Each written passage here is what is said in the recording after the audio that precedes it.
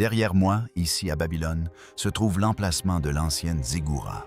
Babylone est souvent perçue comme une merveille du passé déjà cartographiée et comprise chaque pierre recensée. Pourtant, sous un quartier longtemps négligé, des archéologues ont récemment fait une découverte inattendue. Un sol stratifié chargé d'histoire, des tablettes calcinées et des pièces scellées renfermant des objets énigmatiques. Tenir une tablette écrite il y a des milliers d'années et pouvoir en déchiffrer le contenu, c'est une sensation extraordinaire. Pourquoi ce lieu avait-il été enfoui avec autant de soin? En creusant plus profondément, l'équipe a mis au jour bien plus que des artefacts. Elle a découvert les traces d'une vérité obscure qui pourrait remettre en question tout ce que nous savons de Babylone. Était-ce là la partie de l'histoire que quelqu'un a tenté de dissimuler? Plongeons-nous dans ce qui s'est passé lorsque des scientifiques ont ouvert une crypte interdite sous Babylone. Nouveau secret dans l'ancienne Babylone. Pendant des siècles, Babylone a été considérée comme la cité antique la mieux étudiée au monde, comme si chaque pierre avait déjà livré son histoire. Les zéggouras imposantes, les portes légendaires, les complexes palatiaux, les vestiges des rois qui ont gravé leur nom dans l'argile et dans l'histoire. Tout semblait cartographié, mesuré, photographié, catalogué et considéré comme faisant partie intégrante du domaine du connu. Les archéologues pensent que Babylone n'avait plus de surprises à offrir, seulement de la poussière de la chaleur et des ruines familières, témoins des mêmes leçons du passé. Mais l'histoire a la fâcheuse tendance à se déformer sous nos pieds. Ces dernières décennies des découvertes à travers le monde ont discrètement remis en question la chronologie bien ordonnée à laquelle nous nous fions, autrefois des temples antérieurs à l'agriculture, des instruments astronomiques en avance de plusieurs siècles sur leur temps, et des vestiges si étranges qu'ils semblent déplacés de plusieurs milliers d'années. Chaque nouvelle découverte semble murmurer la même vérité troublante. Notre compréhension du monde antique est non seulement incomplète, mais peut-être même brouillée d'une manière que nous commençons à peine à entrevoir. Puis vint la découverte d'Al-Yadia. Les fouilles devaient être de routine une simple opération de sauvetage pour préserver ce qui restait avant que l'urbanisation moderne n'engloutisse la région. À la tête de la mission se trouvait l'archéologue Qutb Abbas Hassan Aboud, un homme plus connu pour sa patience imperturbable que pour ses annonces fracassantes. Le site 193, niché au cœur du quartier d'Al-Yadia, ne devait rien révéler d'extraordinaire. L'équipe s'attendait tout au plus à une poignée d'objets épars et à quelques fragments architecturaux. Utile certes, mais rien de spectaculaire. Pourtant, le terrain en avait décidé autrement. Le premier jour s'annonçait pourtant tout à fait ordinaire. Les ouvriers mirent au jour des poteries ébréchées, des briques usées et des outils patinés par les intempéries, les habituels travaux préparatoires en archéologie. Alors que le soleil déclinait et que la chaleur s'atténuait, quelqu'un dégagea de la terre un petit poids en bronze. Il scintillait faiblement presque avec défi, comme s'il attendait depuis des siècles d'être vu. Une belle trouvaille certes, mais rien d'extraordinaire. Quelques heures plus tard, tout s'accéléra. La Terre commença à livrer des objets bien plus étranges et bien mieux conservés que prévu, des tablettes d'argile, des sceaux sculptés, des fragments de bijoux et des objets décoratifs d'une intégrité remarquable. Les notes de terrain de cette journée révèlent une tension inhabituelle. Ceux qui ont enterré ces reliques ne se sont pas contentés de les dissimuler. Ils ont tenté d'en altérer le sens, comme si certains pans de l'histoire étaient trop dangereux pour être relus. Plus étrange encore, des objets sacrés tels que des coupes à encens et des vases d'offrande ont été enterrés à côté de pointes de lances brisées et de fragments d'armure. Des objets que la culture babylonienne tenait traditionnellement à l'écart. Le sacré et la violence étaient rarement associés, sauf en cas de situation désespérée. La terre elle-même ajoutait une dimension inquiétante. Les ouvriers la décrivaient comme anormalement dense, compactée, comme si elle avait été tassée à la hâte. Malgré la chaleur torride du désert, l'air autour de la tranchée restait étrangement frais. Une légère odeur métallique subtile mais impossible à ignorer flottait dans l'air. Ces signes n'étaient même pas ceux d'un enterrement négligent. Ils laissaient présager un acte intentionnel, délibéré, méthodique et d'une étrange urgence. Le soir venu, l'atmosphère sur le site avait changé. L'équipe comprit qu'il ne s'agissait plus d'une simple fouille. Ils avaient mis au jour un secret intentionnellement scellé sous les rues autrefois animées de Babylone. Un secret que quelqu'un, il y a bien longtemps, ne voulait absolument pas voir découvert. Naturellement, les archéologues poursuivirent leur fouilles ou leurs fouilles. La curiosité n'est peut-être pas toujours sans danger, mais elle est implacable. Des échantillons de sol prélevés à différentes profondeurs ont révélé une tendance inattendue. Des couches de terre pressées en étapes nettes et uniformes sans le chaos habituel des incendies, des inondations ou des effondrements urbains. Au lieu des empreintes aléatoires d'un ordre de la nature, le paysage portait les marques d'un ordre tranquille, fruit de l'intervention humaine. Quelqu'un avait façonné ces couches. Puis vinrent les analyses. Le radar à pénétration de sol révéla des formes inexplicables de longs espaces, creux des couloirs vides et des chambres scellées plus profondes que n'importe quelle structure connue dans ce quartier. Normalement, de tels vides s'effondreraient au fil des siècles. Mais ils restaient parfaitement intacts, comme des poches d'air emprisonnées dans un immense poumon antique. C'était comme si quelque chose sous la ville avait été conçu bâti pour rester inviolable. Cette révélation a bouleversé toute l'équipe. Si ces espaces enfouis avaient traversé les millénaires, ils pourraient receler bien plus que de simples reliques. Ils pourraient peut-être porter le poids d'une histoire réécrite, ou pire, d'une histoire effacée intentionnellement. La frontière entre découverte archéologique et quelque chose de bien plus ancien et inquiétant commença à s'estomper, et les questions se firent plus pressantes. Pourquoi cette partie de Babylone était-elle si complètement enfouie? Pourquoi les couches de terre ressemblaient-elles davantage à des sceaux protecteurs qu'à des sédiments naturels? Pourquoi ces vides souterrains ressemblaient-ils moins à des pièces qu'à des avertissements? Tandis que ces interrogations se répandaient, la documentation officielle du site se poursuivait. Les fouilles menées par Aboud et supervisées par des autorités telles que Sohail al-Amimi furent divisées en deux secteurs principaux A et B. Le secteur A, d'une superficie d'environ 6,0 mètres, a révélé deux couches archéologiques nettement distinctes. La première datait de la période sisanienne, bien que l'érosion et les dégradations modernes aient fortement endommagé ces vestiges. En dessous, cependant, se trouvait le véritable trésor, une couche bien plus ancienne et bien mieux conservée, datant de l'ancienne période babylonienne. Dans une ville connue pour sa nappe phréatique élevée et ses strates altérées, la découverte de couches intactes était déjà inhabituelle. Les trouver dans un état de conservation aussi exceptionnel était sans précédent. Le secteur B, d'une superficie plus vaste de 9,0 mètres carrés, a révélé des habitations. Des pièces de taille variée, variées probablement utilisées pour vivre, entreposer des objets ou exercer des activités spécialisées. Leurs murs, leurs sols et leur agencement offraient un aperçu intime de la vie quotidienne babylonienne.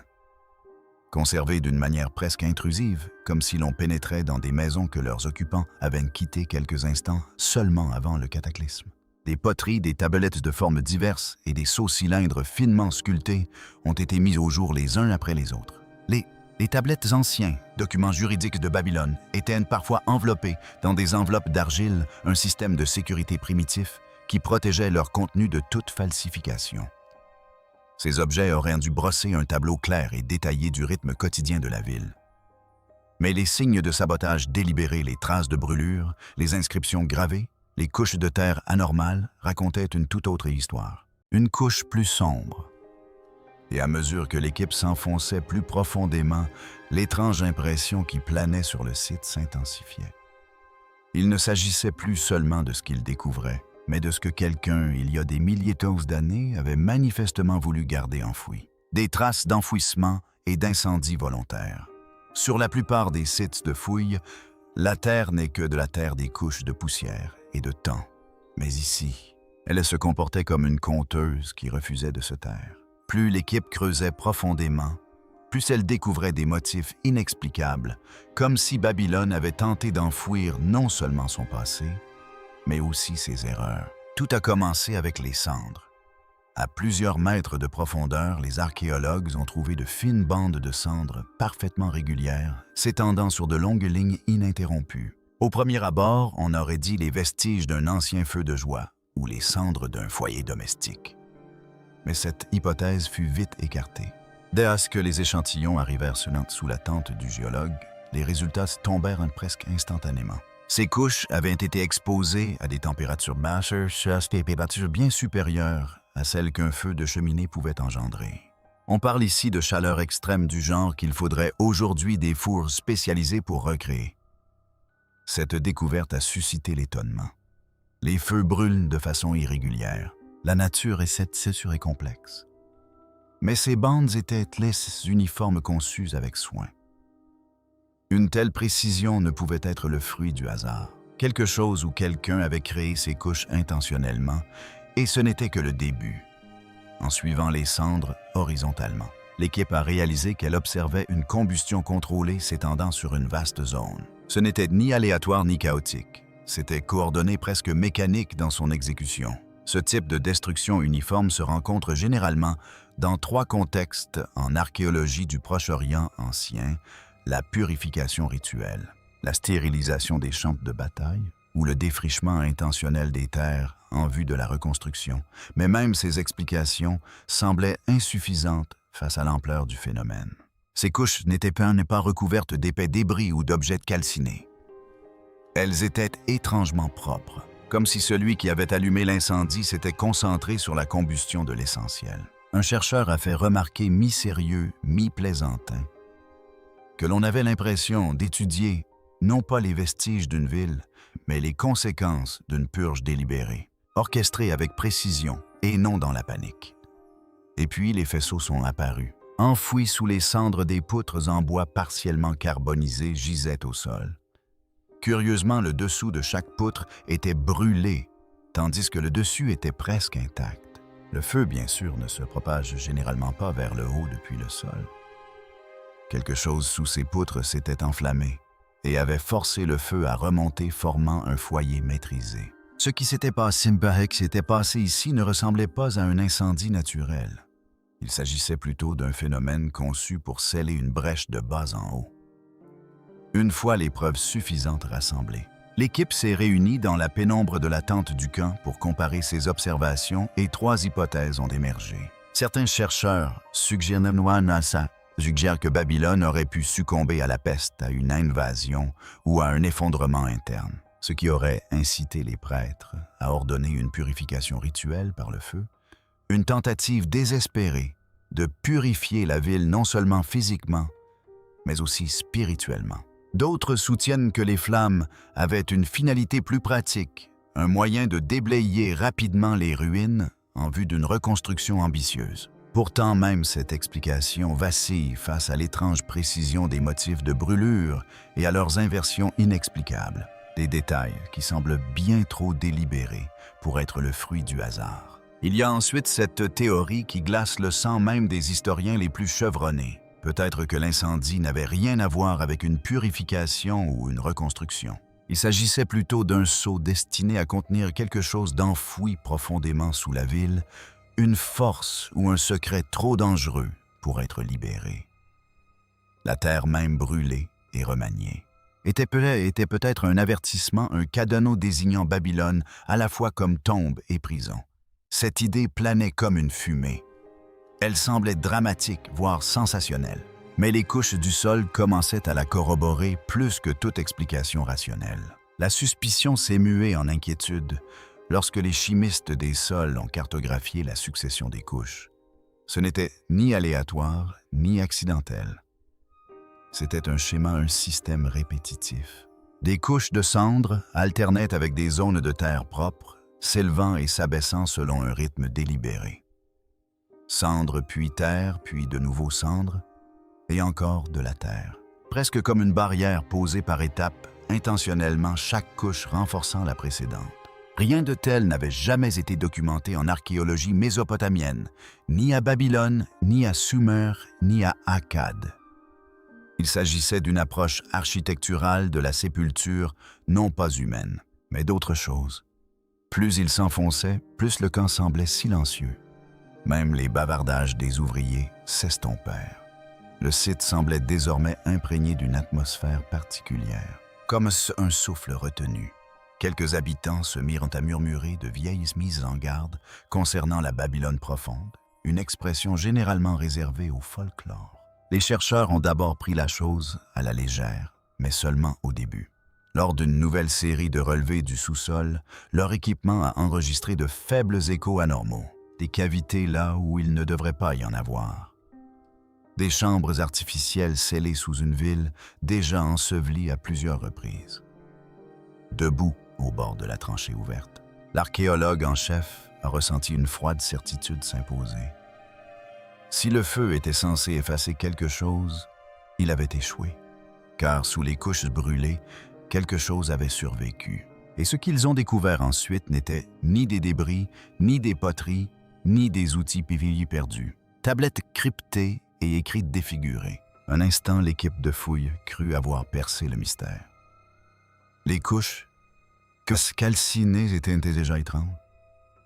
Les chambres scellées inquiétantes et la structure du sol carrément troublante. Mais la vérité se cachait un niveau plus bas, silencieux, poussiéreux et rempli de tablettes d'argile qui n'auraient jamais dû survivre.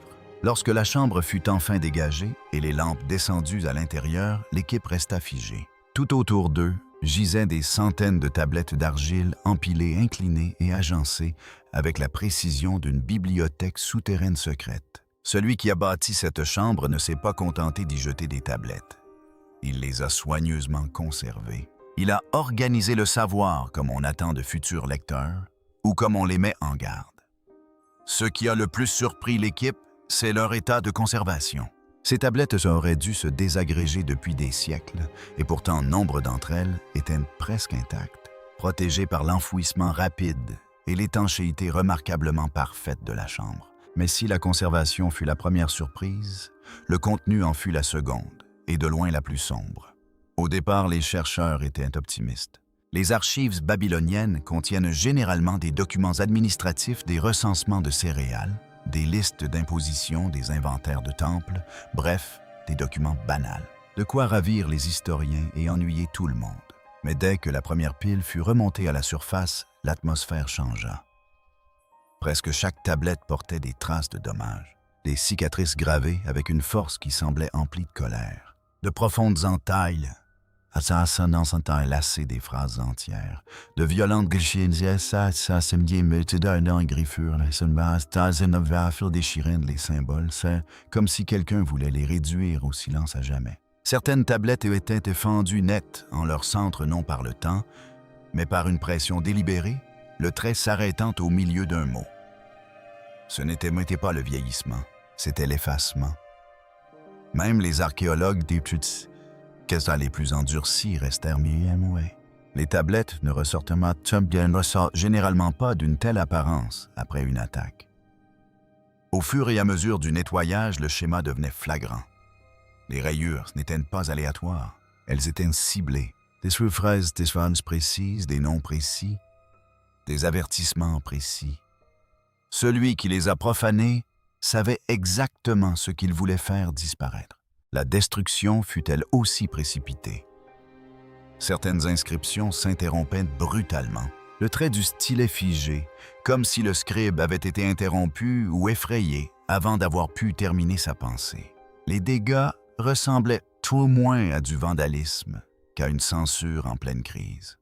Sur une tablette, le dernier paragraphe fut entièrement effacé, avec une telle violence que des éclats volèrent en éclats et se logèrent dans les poteries environnantes. Une autre tablette portait une écriture soignée et précise en haut et des avertissements griffonnés à la hâte en bas. Ces tablettes racontaient deux histoires, l'une écrite avec soin, l'autre détruite avec désespoir. Malgré la violence des gommes, tout n'était pas perdu. Quelques lignes subsistaient partielles, fragmentées, mais suffisamment pour alimenter des débats qui dureraient des mois. Quelques phrases, une fois reconstituées, se démarquaient nettement. Les veilleurs sous le fleuve, les chambres scellées des profondeurs, les avertissements des scribes du 5e roi. Ceux qui ont examiné le texte ont immédiatement exprimé leur désaccord. Certains érudits ont insisté sur le fait qu'il ne s'agissait que de références mythologiques, de métaphores antiques typiques évoquant les esprits, les dieux et les mondes engloutis. La littérature mésopotamienne regorge d'images poétiques après tout. Mais d'autres soutenaient le contraire. La formulation apparaissait sur plusieurs tablettes. Les symboles étaient d'une constance remarquable, et les avertissements répétés ne ressemblaient en rien à de la poésie rituelle. On aurait dit des rapports. Un linguiste a remarqué que les passages grattés précédaient souvent des mots liés à la ligature, à la confinement et d'anciens glyphes sumériens, faisant référence à des corps enfouis sous la plaine inondable. Quelles que soient les descriptions des tablettes, des efforts considérables ont été déployés pour que l'histoire complète ne soit jamais révélée. Lorsque la nouvelle de la découverte parvint aux universités locales, des controverses académiques éclatèrent presque instantanément. Le camp conservateur affirmait qu'il s'agissait d'une écriture métaphorique, vestige d'une tradition cultuelle disparue. Feu, sépulture, veilleur. Tous ces éléments pourraient appartenir à un langage symbolique, peut-être lié à des rituels de purification ou à des sanctuaires souterrains. Mais le camp dissident d'ordinaire plus discret refusa cette fois de céder. S'il s'agissait d'un mythe, pourquoi cette destruction brutale?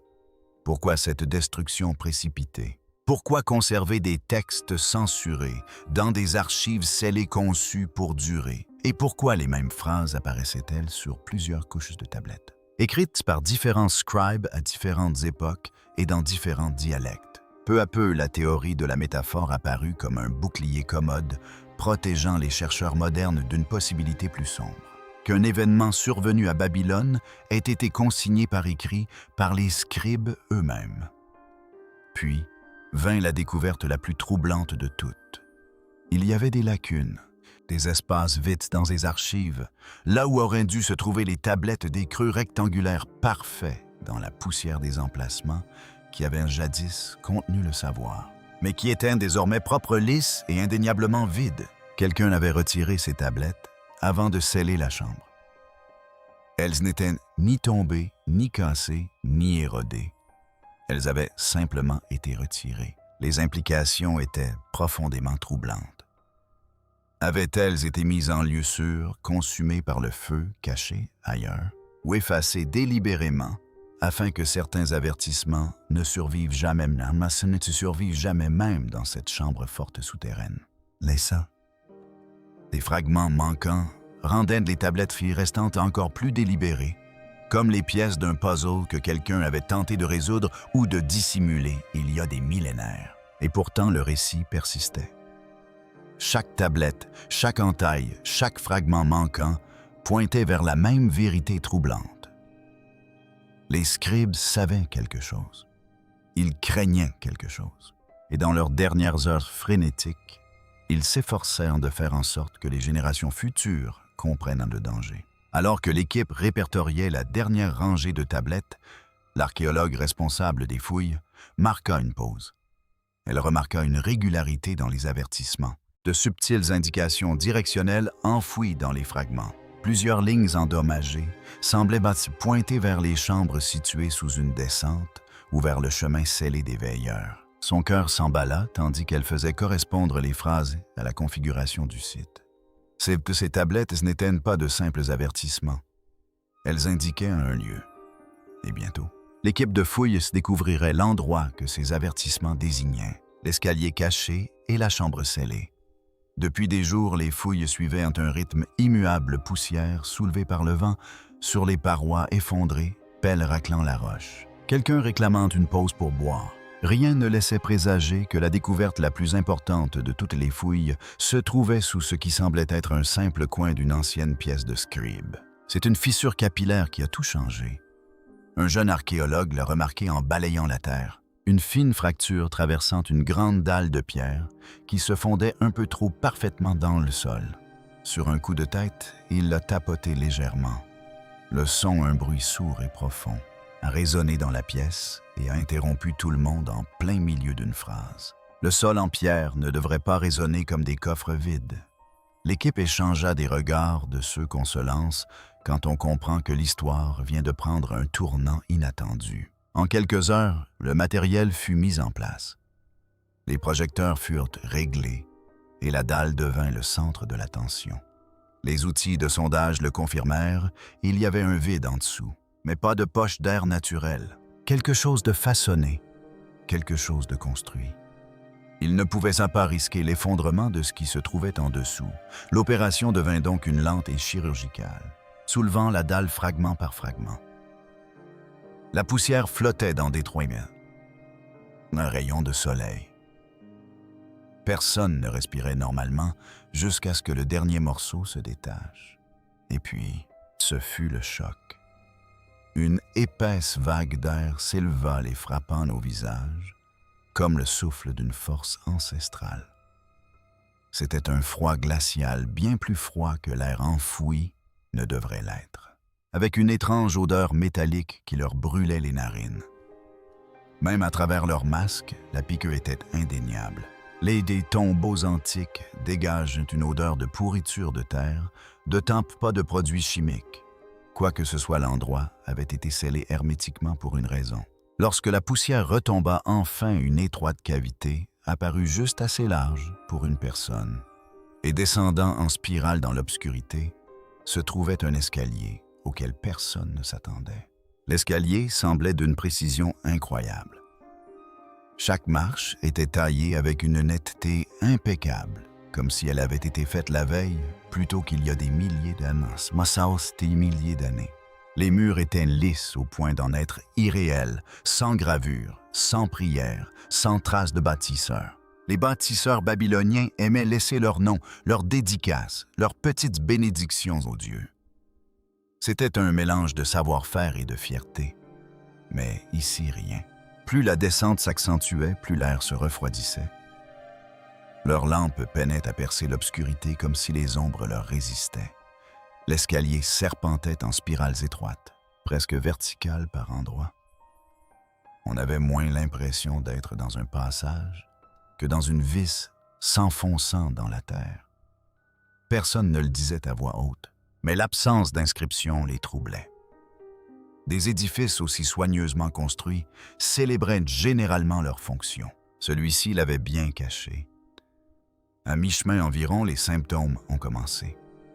Quelques membres de l'équipe ont rapporté des vertiges soudains. Un autre a ressenti une étrange pression autour des tempes, comme un élastique qui se resserrait.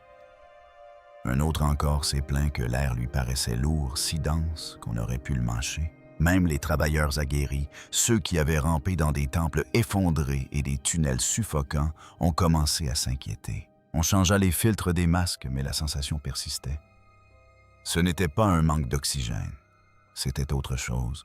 Au bas de l'escalier, en colimaçon, on débouchait sur une pièce basse et circulaire. Leurs lumières vacillaient dans un chaos indescriptible. Lampes, renversées, bols brisés, stylos en joncs éparpillés dans tous les sens. Des seaux d'argile jonchaient le sol brisé, comme si quelqu'un les avait piétinés à la hâte. Quoi qu'il se soit passé, ce fut rapide. Des traces d'encre désormais séchées et réduites en flocons noirs subsistaient dans certains bols. Quelques stylets étaient cassés en deux. Un tapis d'écriture gisait recroquevillé dans un coin comme abandonné en plein milieu d'une phrase. Des outils, qui duraient normalement des décennies, avaient été jetés comme des débris lors d'une fuite précipitée. Aucune trace de pas ne subsistait, mais la pièce respirait la panique. Pourtant, malgré cette sortie précipitée, rien n'avait été pillé. Tout gisait là où il était tombé, comme si personne n'avait voulu emporter quoi que ce soit. L'équipe avançait avec précaution, documentant chaque objet avant de le toucher. Plus ils pénétraient dans la chambre, plus il devenait évident que cet endroit n'avait jamais été conçu pour des travaux de longue durée. On avait l'impression d'être à un point de contrôle temporaire, un seuil. Derrière un mur d'argile partiellement effondré, un autre passage se dévoila plus étroit, plus froid et bien pire. Cette chambre était tapissée d'ossements. Des centaines de fragments jonchaient le sol disposés en motifs étranges et méticuleux. Les phalanges étaient disposées côte à côte. Les articulations les plus importantes étaient soigneusement regroupées. Les plus petites étaient séparées en amas par de fines stries d'argile. L'ensemble était trop structuré pour être aléatoire et trop intentionnel pour être cérémoniel. Il ne s'agissait pas d'un enterrement, mais d'un confinement.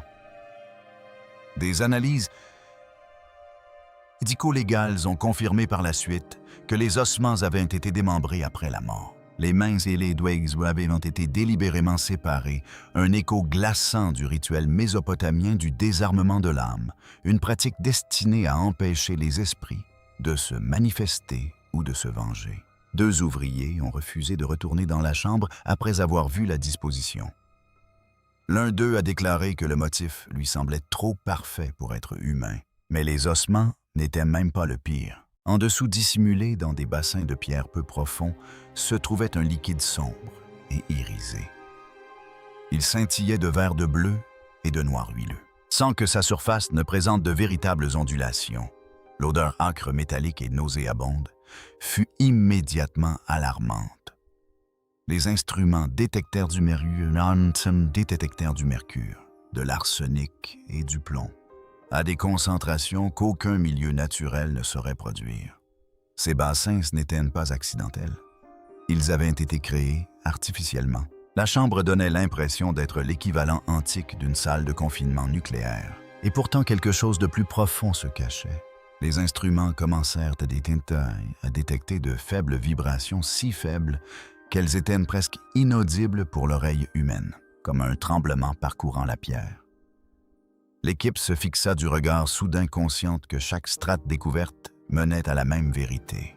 Ce lieu n'avait pas été scellé pour préserver l'histoire.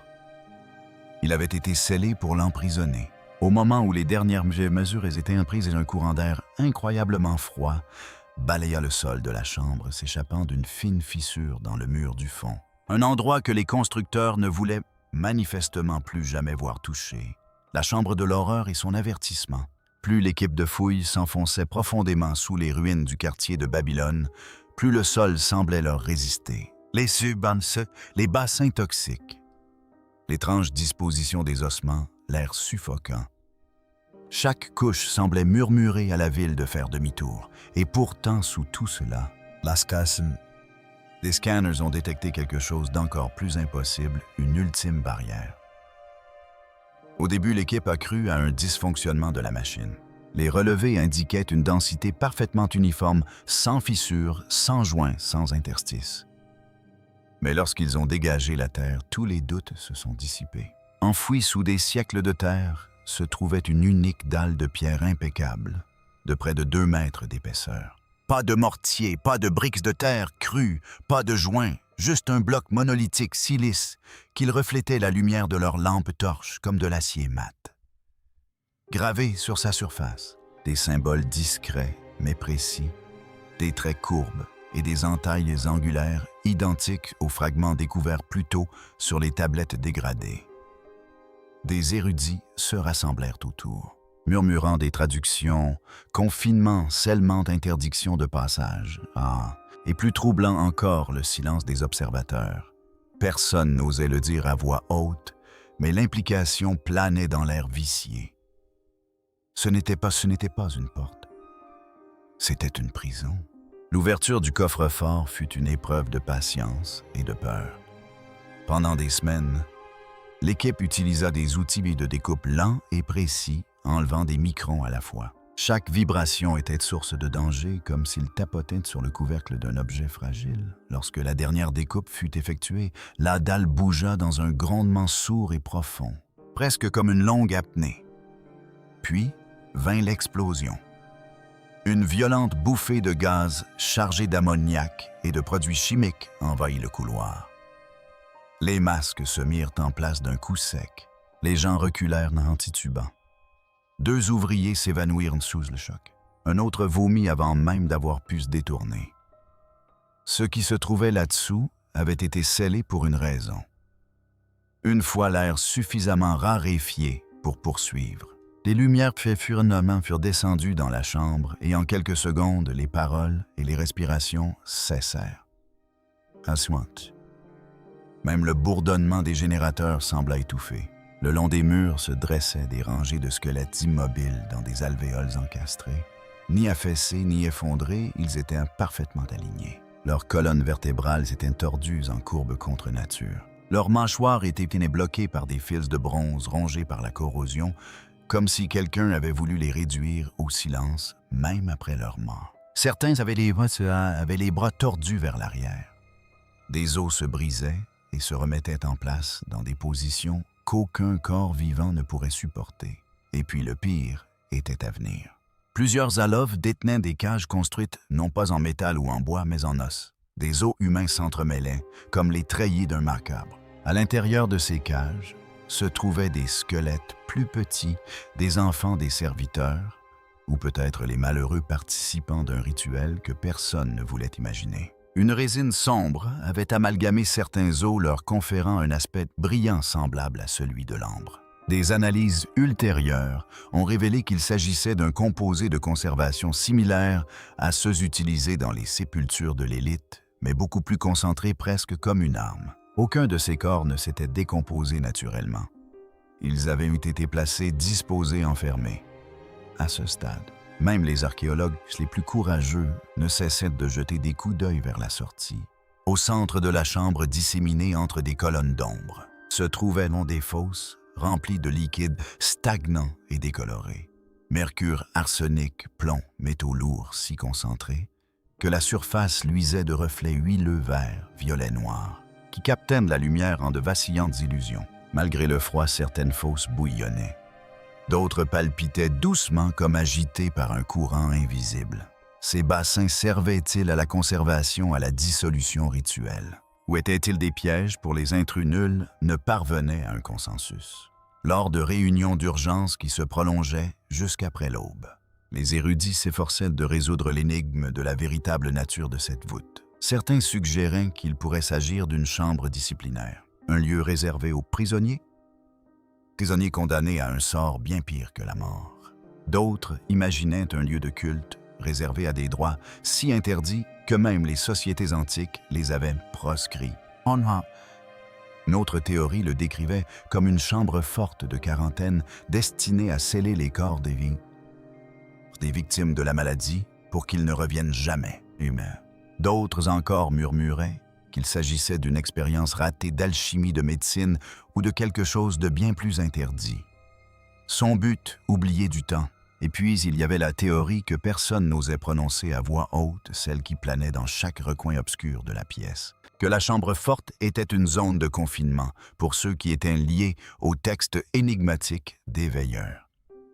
Des figures décrites non pas comme des criminels ou des adorateurs, mais comme profondément dangereuses. Aucune des explications ne semblait complète. Aucune n'offrait de sécurité. Une seule inscription fut découverte à l'intérieur du caveau, faiblement gravée, derrière une rangée de squelettes dressés, comme si l'auteur avait souhaité rester invisible. 9 mots. Ne réveillez pas ce qui était enchaîné sous la pierre. L'écriture était tremblante, désespérée, et soudain les cages osseuses, les fosses chimiques, les fils traversant les mâchoires, tout s'emboîta parfaitement, comme les pièces d'une tentative bien plus vaste et bien plus obscure de sceller quelque chose.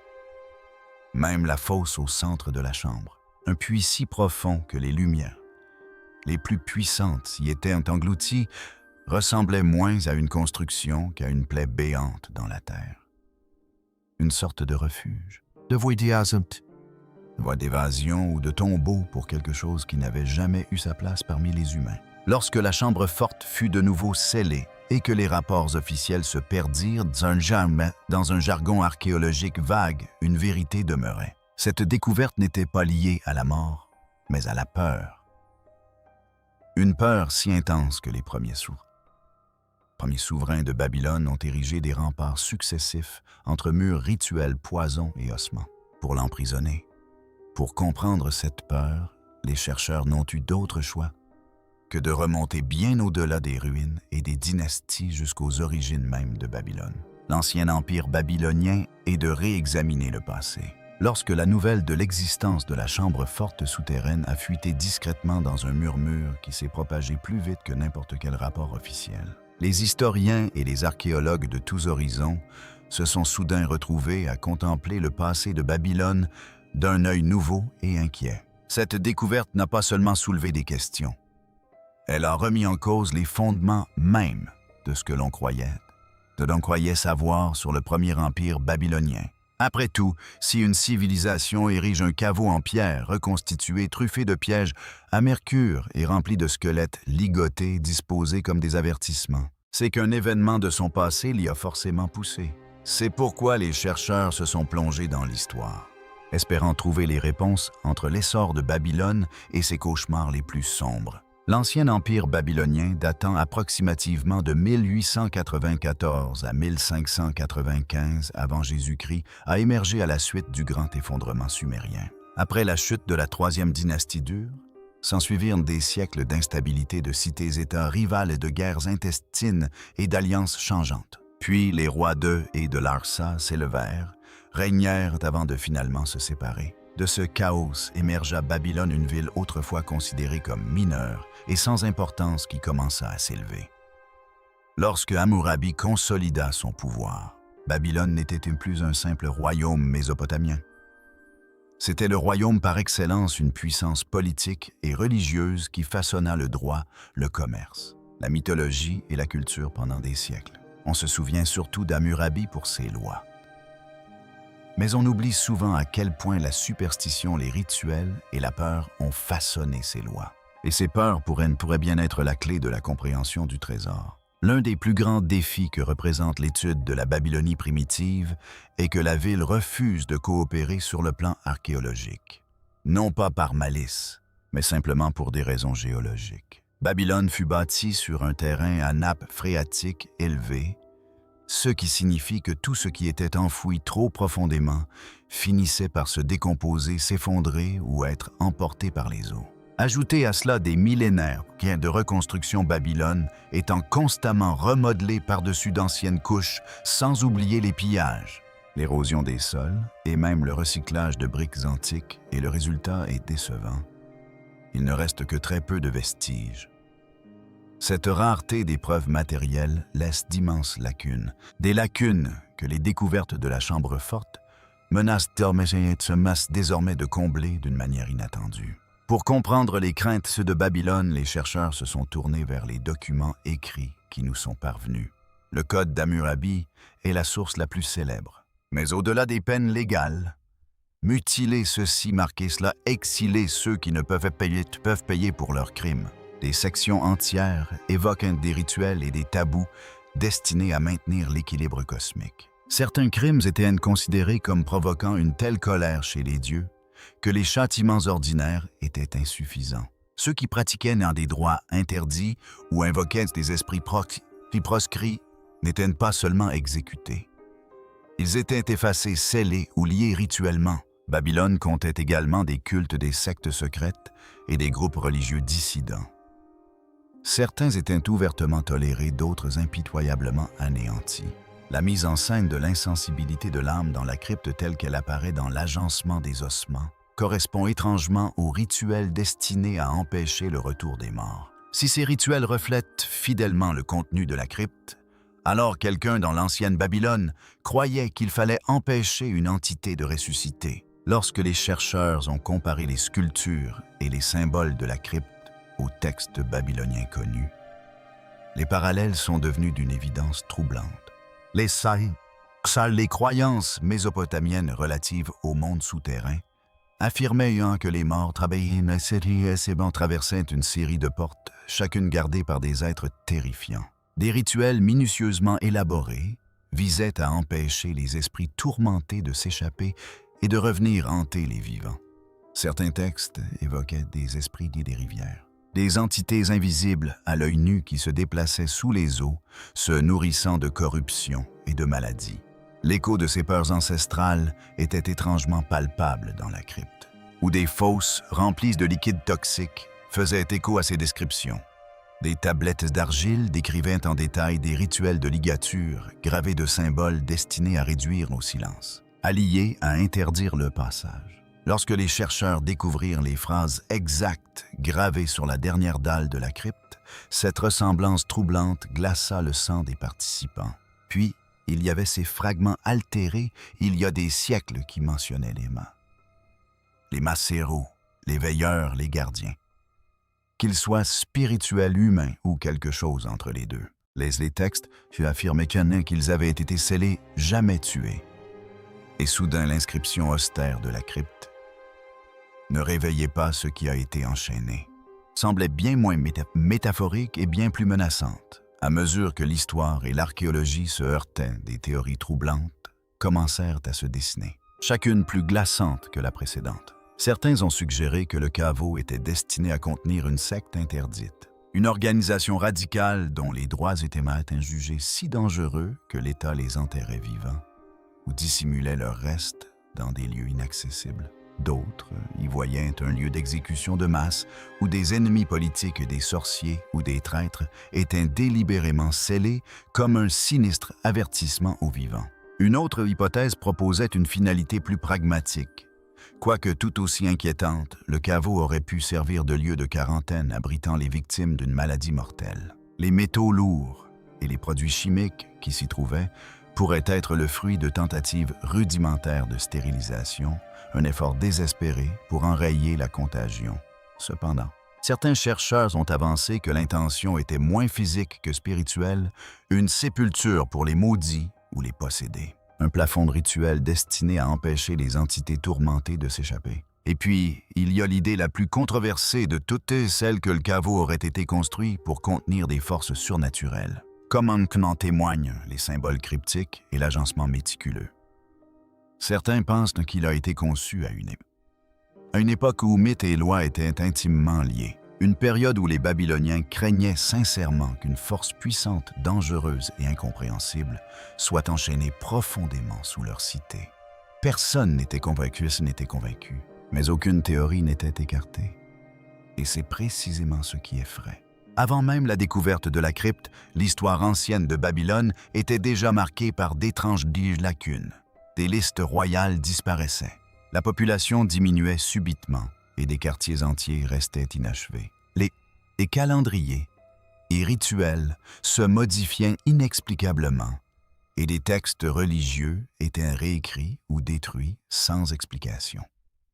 Prises individuellement, ces anomalies n'étaient que des curiosités gênantes. Prises ensemble, elles laissaient entrevoir une démarche bien plus délibérée, comme si Babylone elle-même avait cherché à effacer ou à dissimuler un chapitre de son passé. La crypte apparaissait désormais comme la preuve la plus tangible de cette histoire oubliée, un témoin silencieux des secrets que la cité avait longtemps enfouis. À mesure que les chercheurs se penchaient sur les premiers souverains de Babylone, une vérité refaite surface se faisant de plus en plus pressante. La chambre forte sous Babylone n'a pas été construite à la hâte, mais dans la terreur. Aujourd'hui encore, les institutions universitaires divergent discrètement quant à la publication des découvertes qui y ont été faites. Certains échantillons ont été retenus, certains rapports mystérieusement expurgés. Les débats éthiques font rage quant à l'opportunité même de rouvrir de tels sites. Mais une question troublante demeure. De quoi les Babyloniens avaient-ils si peur qu'ils l'ont scellé à jamais sous leur ville? Qu'en pensez-vous? Partagez votre point de vue dans les commentaires. Merci d'avoir regardé. À bientôt pour une prochaine vidéo.